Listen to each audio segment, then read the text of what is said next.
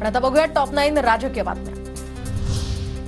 मंत्रिमंडळाचा विस्तार 14 डिसेंबरला होण्याची शक्यता। शिवसेना राष्ट्रवादीच्या मंत्र्यांची नावं दिल्लीत पोहोचली तर भाजपच्या संभाव्य मंत्र्यांची नावं संसदीय बोर्डापुढे सादर होण्याची शक्यता, सूत्रांची माहिती।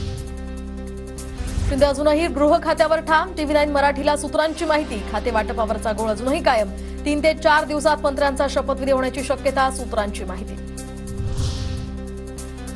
देवेंद्र फडणवीस आणि एकनाथ शिंदेमध्ये रात्री वर्षावर तासभर बैठक, तर 10 कॅबिनेट आणि 3 राज्यमंत्रीपदं शिंदेंच्या वाट्याला जाणार, सूत्रांची माहिती।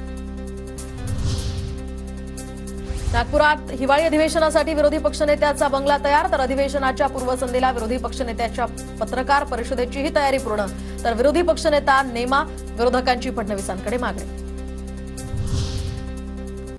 शरद पवारांच्या दिल्लीतील घरी ईव्हीएम संदर्भात आज रात्री महत्त्वपूर्ण बैठक, केजरीवाल आणि अभिषेक मनु सिंघवींच्या उपस्थितीत बैठक होणार, सूत्रांची माहिती।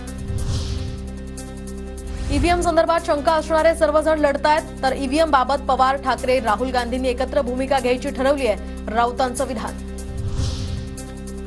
गोपीचंद पडळकर आणि सदाभाऊ खोत आज मार्करवाडी दौऱ्यावर, तर मार्करवाडीमध्ये पडळकर आणि खोतांची सभा होणार, तर काँग्रेस प्रदेशाध्यक्ष नाना पटोले हे सुद्धा आज मार्करवाडी दौऱ्यावर।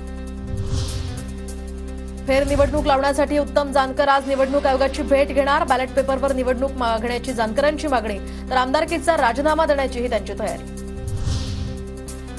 मोहितेंचे विरोधक म्हणून उत्तम जानकरांना मतं मिळायची, गावानं कायम मोहितेंच्या विरोधकांना मतदान केलंय, सातपुते समर्थकांची माहिती।